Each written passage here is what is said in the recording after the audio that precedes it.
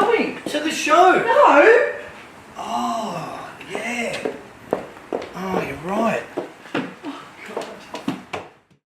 Fantastic. Welcome to That's Good for Footy. We used to be a live and interactive footy panel show. This is where the fans used to meet the players and the players used to meet the fans. But none of that will be happening, not for a while. But in the meantime, I'll still be giving you access to the players via this medium. This show was already described as not being your typical footy panel show. Now it's definitely not. Let's get on with it. This is our first HOMEISO show, 26th of March. 2020. For those that are keeping a record of this and want to put it in their time capsule. If you can't believe it, neither can we.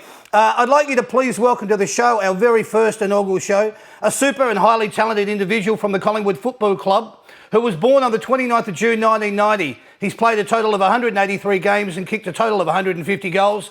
He made his AFL debut back in 2011 when he plays for the Collingwood Football Club. He wears the number, normally I'd go to the audience and they'd give me your number. He wears the number 38 on his back. Could you please welcome to the show, Jeremy Howe. Thanks, David.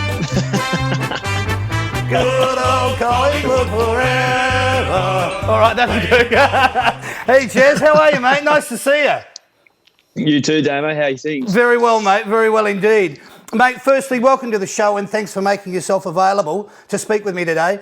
How are you going personally? How are you dealing with everything? I don't want to get into mental state, but how are you going? No, well, it's a different experience. I think, like everyone, it has its challenges. But, you know, it's just an interesting time at the moment. I find myself at home a lot of the time. Yeah. Pretty much go out, grab some food, and then apart from that, you're pretty much at your house. So it's interesting, trying to fill in the days doing some interesting things. So doing some golf trick shots, mucking around at home, just trying to fill in the day. But every chance the dogs are going to be sick of me at some stage, no doubt.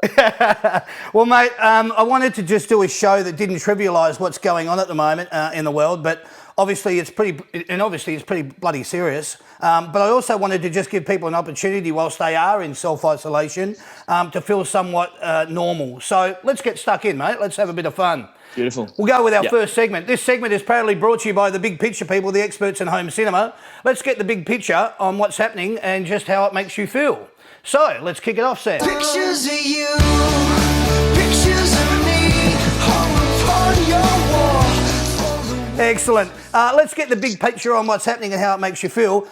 Mate, before, I wanted to just talk about what has happened, because everything's happened so quickly in the last 7 to 10 days. It's been quite a whirlwind. Everyone on the planet is dealing with it in some way, shape or form. But I just wanted to ask you, we'll talk a little bit of football. What was the emotion around the club like in the week leading up to your first game? Knowing what we know now, but what was it like then? Well, I think back then we kind of prepared as normal. We're kind of preparing to play, so everyone was excited because I think once you get the go-ahead to say that the season's active and we're going to start, it doesn't take too much more than that to get the boys up and about. So we had a really good week on the track. Yep. And then pretty much I think Richmond and Carlton got the go-ahead on the Wednesday. Yep. So then once they kind of got the tick, we thought we were a chance. So, the boys come out, performed really strongly, and if we only got to play the one game, then it was a good way to start. Yeah, good, mate. Excellent. What were you thinking about as you were driving to the ground on Friday night? You're coming up against the Bulldogs. What were you thinking about? I was obviously thinking a little bit about the game, but probably the obvious, just to see what it's going to be experienced like with no fans. Yeah. Clearly we train, but even that, the Pies fans show out in a lot of numbers. And look, it was a different experience. Probably we had tried to create our own energy out in the ground and try and get around one another within reason. We can't high five and hug each other like we normally do, but we still enjoyed ourselves, still played with high energy, and unfortunately the fans couldn't be there, but hopefully they tuned in and watched the boys put on a show. Oh, I know they did. The ratings went through the roof. It was one of the biggest rounds of football for viewing, because obviously everyone was home in self-isolation. What I wanted to ask you is you knew what you were getting or what you were preparing yourself for. What was it like running up the race and knowing that there's no banner, there's no crowd as soon as they hear the Collingwood song? Was that a goosebumpy, eerie feeling for you? What was that like?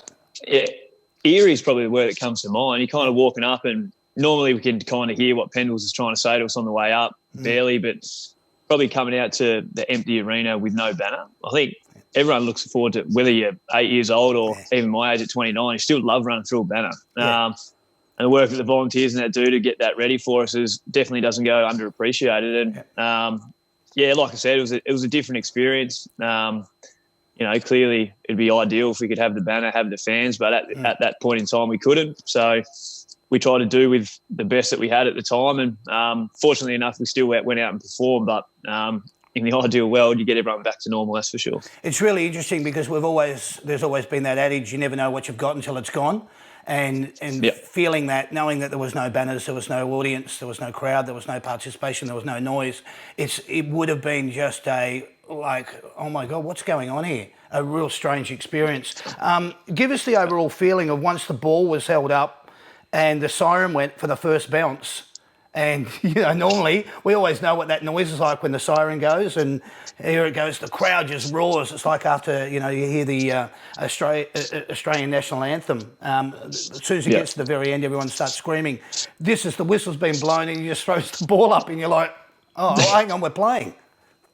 Yeah, it was, it was different. You could definitely hear who's calling for the ball, that's for sure. Yeah. And, it's probably one of the funnier things, or what we've probably found most effective. You can actually, the communication levels went through the roof because everyone could actually hear what you were saying. So even before a centre bounce, say if someone kicked a goal, whether the Doggies or us, I could almost communicate to the forward pocket, and I was at the other end of the ground. So it's it was that quiet. It was that still, and there's no doubt the fans could have heard people calling for the ball and directing blokes through the TV. But when you're out in the ground, everything just heightened, and it was actually quite clear, so it was probably easier to hear your teammates more than normal. That's amazing. If you're going to take that over the fans, I'll have the fans hands down. Yeah, I hear you, mate. I hear you. When the siren went at the end of the game, again, I speak of the emotions that are associated with not having the atmosphere there. What was it like when, obviously, you guys won? Great that you got across the line. But what was that like? Nearly a hollow feeling, or was it just like, okay? Yeah, it was. Yeah, we kind of just the game finished. Yeah, it wasn't like normal because normally you get the big uproar and big cheer, but we kind of just after we obviously not shook hands, but fist bumped the Bulldogs boys. We kind of come back to one another, and then I think what you would have seen when we got down to the change rooms to sing the song, that was probably the moment to really let the emotions out. We kind of got around each other, and blokes were dancing and carrying. They didn't really know what to do with their hands because we couldn't touch each other. And so it was different, but I think we enjoyed it. We hope the fans did as well because, it was a pretty different looking night, but we still tried to enjoy it. Mate, I've got to tell you, I posted it on my Facebook page. I thought it was freaking awesome. I have never seen... I thought Jordan De Goey thought he was still at the Espy. The way he was dancing and clapping, and to see Scotty Pendlebury just like revving everyone up, and even I think Brody Grundy was doing a bit of an Irish jig. It was one of the best celebrations of the club song. I think when all this is over, there may be an instance where you can go back to celebrating that way, because that was a seriously great celebration at the end of the game. Yeah, I think all the teams kind of chimed in as well. I posted that, and they did. It was a pretty good spectacle, and we sung with all the staff, and the coaches and that were involved as well. Although you couldn't see them on the camera, they were getting into it as well, so that was good. But it seemed like it was even like a release. It was just like, oh, how good is this? Just feeling like you could do something.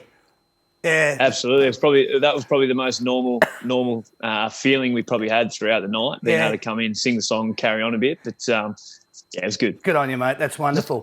I wanted to just ask you, now that the decision has been made to postpone the season, what's your overall feeling from that? It's obviously a necessity, clearly, for what's going on for the greater good, and we'll more than happy if we were allowed to play with all the advice that we were given that it was safe to play. And but given how quickly it's changed and how drastic it's taking over, the obvious choice was to postpone it. It's a really hard one, given that there's no uncertainty on when we're going to come back. But there's an expectation we've got to try and stay ready. But at the meantime, it's trying to look out for friends and family. Although we can't really see anyone, it's about reaching out My FaceTime's going to get a workout over something right. 6 to 8 weeks, that's for sure. But it's probably an opportunity, something I feel like the club do really well. We can get around each other, make sure we're all well supported, and then if we ever get the opportunity to come back and train and play again, then we'll be ready for it. Fantastic. I love that. And it's true. This is a time for everyone to come together, reaching out and doing the simplest of things like communicating, touching. We don't have tangibility at the moment, but we do have tangibility just through sight. And if we can reach out to the fans like what we're doing now, more the power to it. So I appreciate it. Yeah. Where would you have found out, where were you when you found out that the season was going to be postponed? We were in the club and we were training. I think we had recovery and stuff like that. And then it was kind of just gathering more momentum as the games were being played. And obviously we pretty much found out it would have been difficult for, say, like the Melbourne and West Coast boys. They found out and then they'd have to run out and play. For sure. So we only just found out briefly just before then.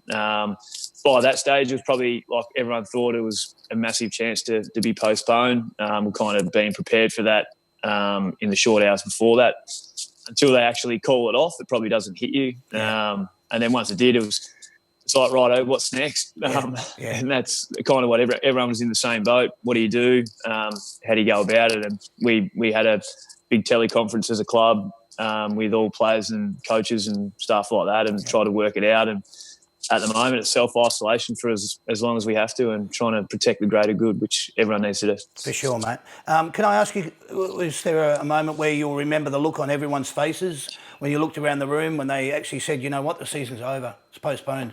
You remember Probably more so everyone was kind of thinking it. But like I said before, until you actually get it confirmed, that's the one time where you're like, oh, shit, we're going to kind of got to move on, see what's next and what it's going to look like. And the club's been really great, as well as the information that the club's been receiving has been first class passed on to us, and it's kind of for us to use as a platform to try and get around and support heaps of other people as well. Good on you, mate. I just wanted to ask you this. Was the, excuse me, was it not lost on you that sitting on the bench at 1.4 metres apart from each other and then going out and deciding to get in and tackle and then not being able to sing the song arm in arm, feel like, hang on, a bit of a contradiction in terms as to what we can do and what we can't? Well, there's a little bit of that because I think, like anything, you're almost brushing past blokes flat out. But I think when you can have those opportunities to try and have that gap between people, then that's what we're trying to do. Yep. I think, although we still could tackle, but you couldn't sit next to one another. I think it's just minimising the amount of time that you are next to people, and that was probably certainly the case throughout the games. Unfortunately, I only went to the bench once throughout the game, so I didn't spend much time there. But times are changing, mate. Yeah, excellent. Hey, just on a personal note, give us your overall thought on what is currently happening out in general society, and how does it make you feel?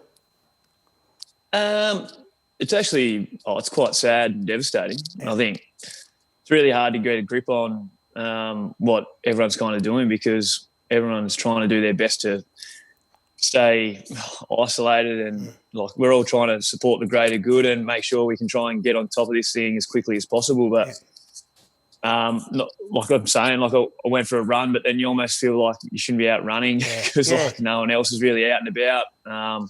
So it's difficult. It's really hard.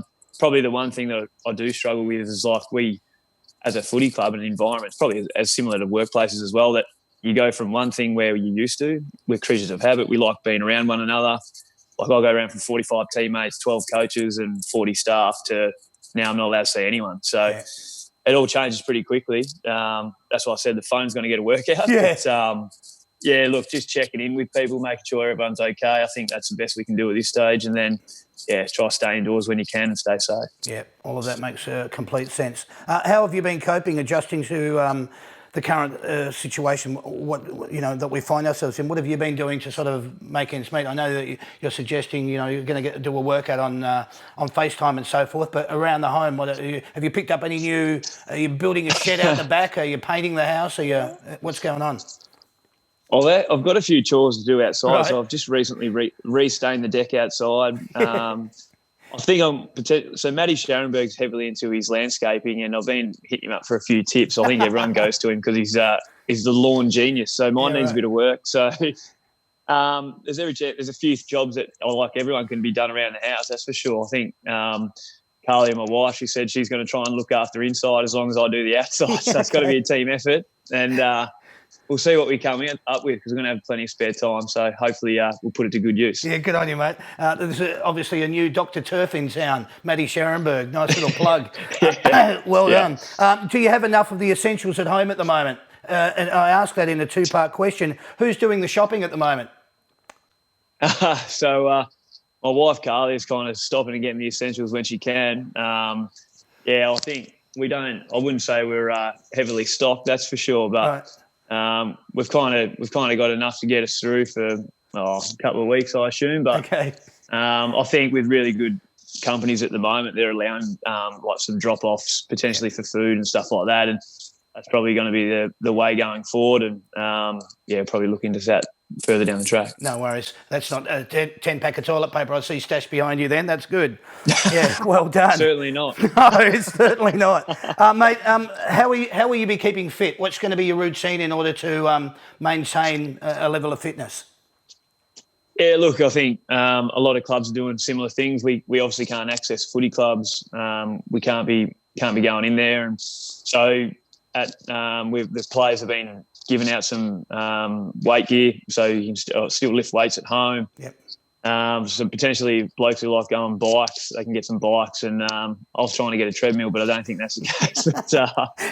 But, look, it's just probably, but to be honest, probably the first 2 to 4 weeks is almost just about trying to wrap your head around the situation. And training is going to be put on hold probably a little bit initially to just see if we can, try and get a hold of this thing as quickly as we can. And then if it's starting to look like we're making progress, we can start probably thinking about training. But I know the way most blokes are wired, they're still going to try and do some fitness programs at home. I think Pendles is throwing out challenges regularly on his Instagram. Yeah, right. So blokes are trying to jump on and keep up with that. So it's we'll find a way. It was interesting. It probably wouldn't be the first time you'd see a van backed up at the Collingwood Football Club and people running out with stuff, But that's another story. The last thing I wanted to ask you just in this segment is what will be your exercise routine? Did you say, will you go for a run? Will you go for a bike ride? Will you are you doing any weights at home? Is there any?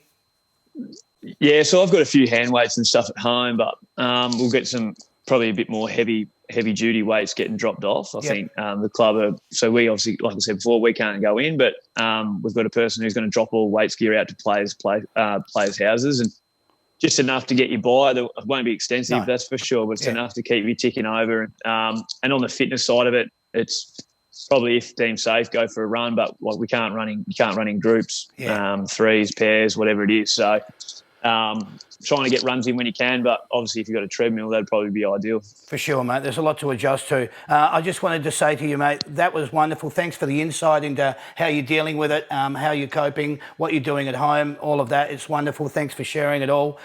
Brilliant. Good on you, mate.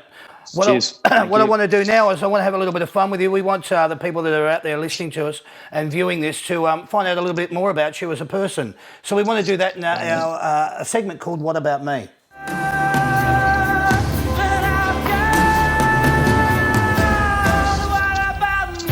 Beauty, mate. What I wanted to ask you, I'll just go through these questions. You can just answer them. If you don't like them, just tell me to keep moving. Where did you grow up, mate?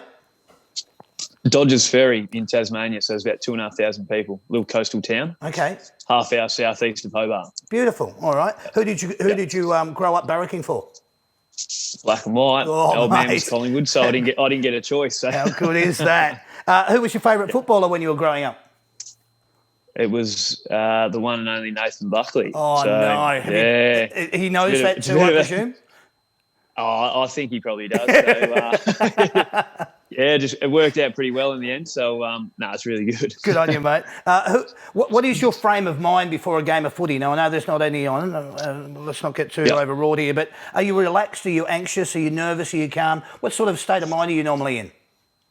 There's probably a small minute of all of it. But I'm pretty calm before the game. We're kind of like being relatively a bit jovial, kind of making sure, kind of walking around, light on my feet and kind of just getting around one another and seeing how everyone else is. I know some blokes like to be locked in and serious. Yep. I'm a bit of a floater, kind of just like walking around and playing around a bit, go out, get me set shots out in the ground because I don't get them in the game anymore. So, I'm a bit of pretty cool, calm and relaxed. And but yeah, it varies for each individual. I understand. What were you doing or what would you have been doing before footy come along?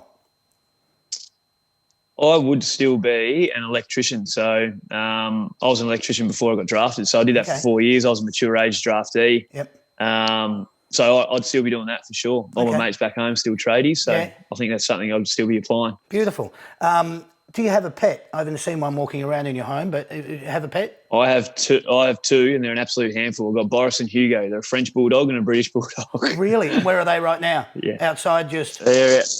They're sleeping on the lounge as we talk. Wow, they know they're everything. Shockers. They're not meant to be on the furniture, but they're not cardio beasts, that's for sure. So they sleep about 20 hours a day. Yeah, right. They're really taking this home isolation thing seriously. Well done. They love it. They love it, mate. Hey, what's your star sign, Jez? Cancer. Cancer, all right. How will you cope with self-isolation? We've kind of gone over that, so I won't have to worry about that particular question. Can you tell me your best game of footy, mate, the one that it probably springs to mind, that it just stands out as being one of those games that you just go, man, I can't believe how good that was. It doesn't have to be AFL, could be being junior. Oh, I'd have to go down the AFL path. I'd say the prelim in 2018. Oh, right. Against Richmond, that was kind of going into that game, we knew it was going to be a full-on competitive game. And then I still remember clear as day running back to centre half back with Tyson Goldsack, and we were 52 points up or something in the second quarter. And I was just like, what is going on here?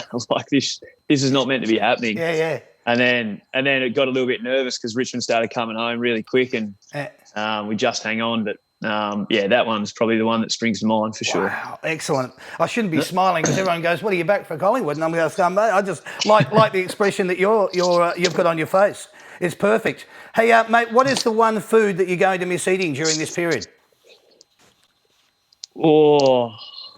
I used to like going to get a nice big steak at Squire's Loft. So that's one thing that I'll definitely miss out. We used to go there once a fortnight. I used to take the wife there, but you're missing out for sure. So that's probably one thing that I'll miss for sure. But my kitchen abilities are going to go through the roof, hopefully. So see if we can emulate something similar. Perfect. Mate, I can't express to you, I'm a massive Squires Loft man myself. Thanks for the plug there, Squires Loft. If you're looking to send any vouchers through, please do so. I love their ribs, mate. I can't go past them. They're just to die for. That sauce. Do you go the beef or the pork? Normally go for the pork. Yeah, smart. Yeah, smart. Very good choice. Thanks, mate. All right, mate, what I wanted to do now is just say thank you very much for that segment. That's getting to know a little bit more about you. That was our segment called What About Me. Thank you very much. Beautiful. What I want to do now, Jez, is I want to go into our next little segment. This is a segment called What Can I Say? What I want to do here, we'll do the intro. What I want to do here, mate, I'm just going to ask you a series of questions. They're just one-word answers. If you want to give a little bit more, feel free to do so. We'll go with it now. Which of these things gets you pumped the most before a game? Is it the smell of deep heat, fresh cut grass, pulling on the jumper, strapping on the boots, a footy in your hands, or the sound of the crowd? It has to be the crowd. Yeah, beautiful. That wins every day right now. Yeah. Who is the most manicured down at the club?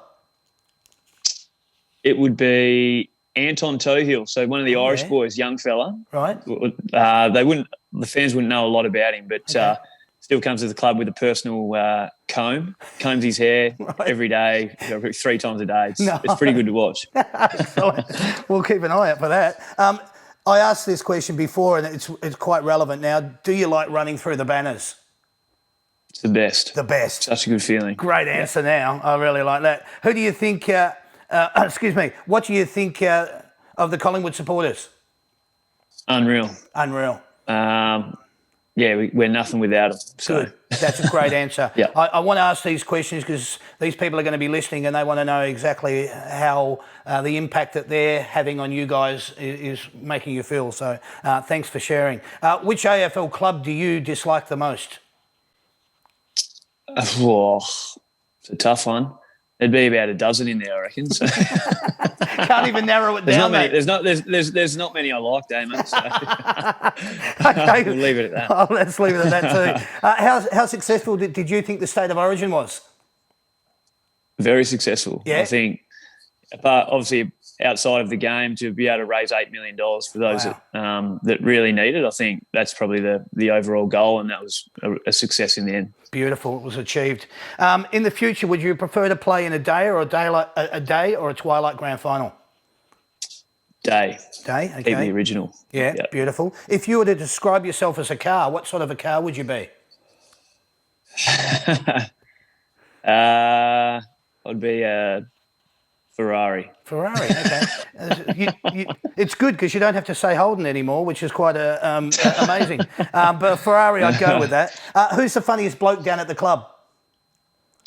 Braden Maynard. Braden Maynard. He looks like he's... But he laughs at his jokes harder than anyone else does. He looks like that kind of character. I like that. Hey, being an AFL footballer means to you what? It makes me feel grateful, that's for sure. Yeah. So that's probably one thing. Lucky. Yep. Good. They're probably the two things. Right. Who's a bit tight with their money down at the club? The bloke who just took it all, Brodie Grundy. What a great answer. This is good because you know he's not watching, so you can say whatever you want, mate. Yeah. I love it. Who down at the club has got the most swagger? Oh, another one that I don't reckon too many know it. Tom Wilson used to play college basketball. Right. Got plenty of swagger, a bit of a surfy type look, very casual. He's got good game. Good game. I like it.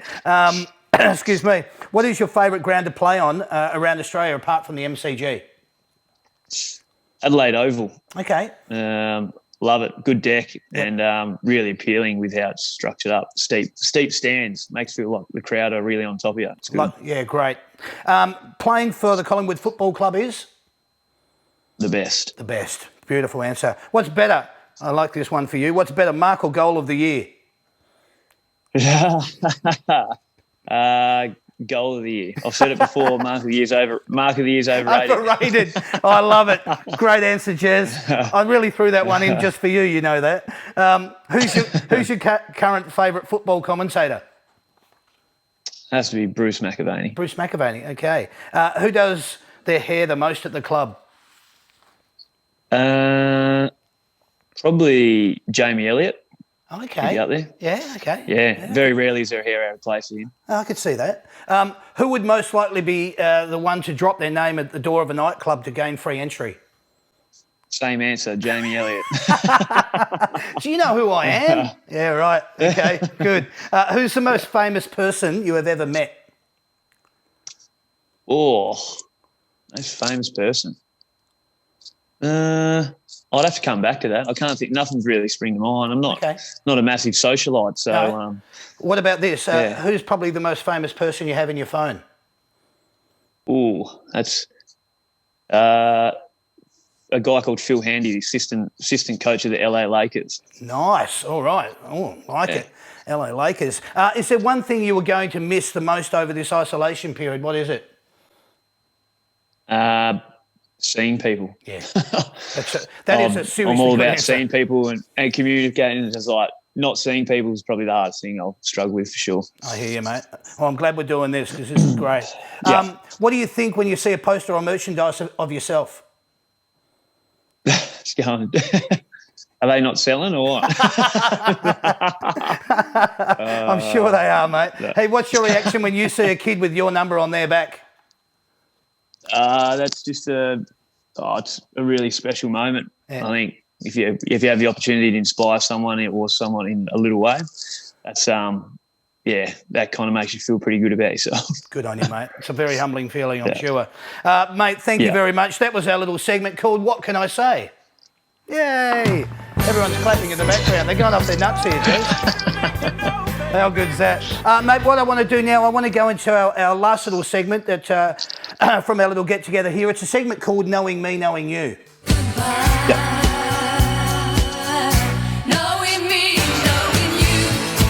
All right. This is brought to us by the Cheesecake Shop, mate. I've got 3 questions for you.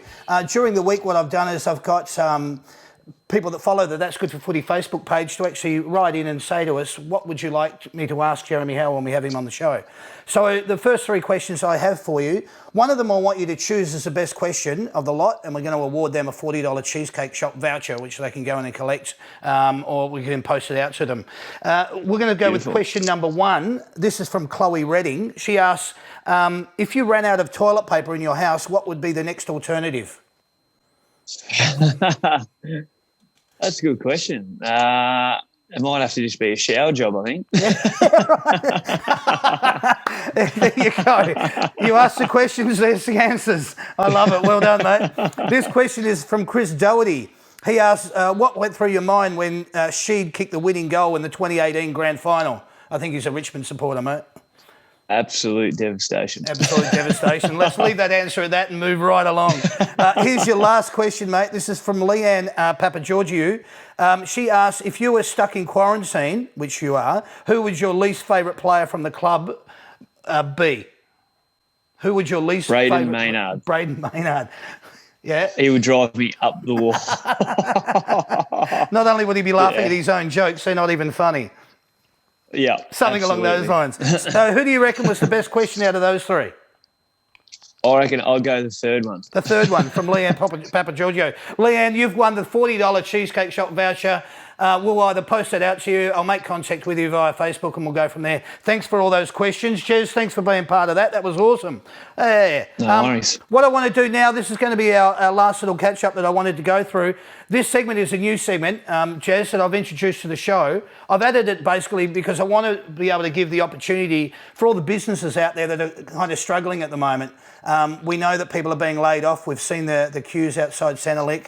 We've seen the devastation of what people are going through. So I wanted to do something, just a little way to help. So I wanted to open up this segment. It's called Help. And open up the doors. Help me if you can, I'm feeling down. It's basically, we know it's tough out there and we want to help you in any way that we can. You can be a segment sponsor of the show. You can be a prize sponsor of the show. It helps those businesses just to promote themselves and they may want to get their product out to individuals that watch the show. You can simply go to www.that'sgoodforfooty.com.au/contact/us page and let's see what we can do for you. I came across this website during the week. It's a really cool website. During this period, this website, which is the business is called www.silentbids.com.au, what they do is they help sporting clubs and schools with raising funds. There are a few different activities that they can aid with raising funds and monies through auctions and raffles or even donations. And in times like this, who doesn't need that kind of help? The best part is the organisation can fundraise without anybody actually leaving the home. The company is called Silent Bids. Silent Bids can organise online auctions and raffles from the convenience of your home. Yep, that's right, from your home. Anyone can use it. Get onto them at www.silentbids.com.au. So I reckon that's a really good cause and I hope that people will get behind us so as we can help them and we can move forward with all of this. Absolutely. So, that would be wonderful. What I might do now is, whilst I've actually got you on the phone, Jez, is we've got our raffle draw. Normally I'd get you to actually reach into the barrel. We don't have a barrel when you're not here. Yeah, there you go. That's it. Oh, beautiful, mate. And our first prize winner, who's won this fantastic... We've got a nice big footy hamper here, mate. You've seen them before from our wonderful sponsors of the Hamper World. First prize has gone to Michelle Stonkov. Congratulations, Michelle. You've won that beautiful hamper, which is going to get either sent out to you or you can pick it up at a time. We'll arrange that via Facebook. Second prize, which is one of the That's Good for Footy footballs, which you have on the desk. That's been won by Tony Thompson. Congratulations, Tony. Third prize is one of the other footballs. That's been won by Evelyn Grogaris. I hope I've pronounced that right. Evelyn, you've won that one. And the fourth prize goes to Kathy Quick. So awesome. Thanks for everyone getting involved in that. The way that you do that is obviously just go to the That's Good for Footy website. You can go onto the raffle link. You can see it also through the That's Good for Footy Facebook page as well. All the links will be there for that. What I now just needed to do, if you could bear with me for one sec, Jez, That's Good for Footy panel shows would not be possible without the support of the following sponsors.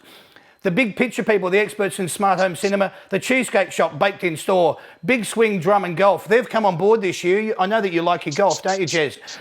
They've got a new thing out at Drum and Golf, which is a Big Swing Academy, where you can go out and play in virtual golf. And they want me, when we get back up on our feet again, to send you a $75 gift card to go out and practice your golf with them. All right, so that'd be unbelievable. I'd love that. Yeah, brilliant. That's from Drum and Golf. Hog's Breath Cafe, Australia's Steakhouse. Burley Seacombe, your first step for AFL merchandise. Buffalo Sports, a record name in sports since 1972. The Framing Queen, quality, affordable framing. The Comics Lounge, Australia's premier comedy venue, and don't we need to laugh right now?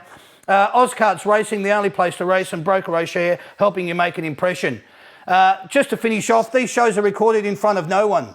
My home in Melbourne, in fact. If you'd like to attend one of the shows, I'm sorry, you can't. That's it, you can't.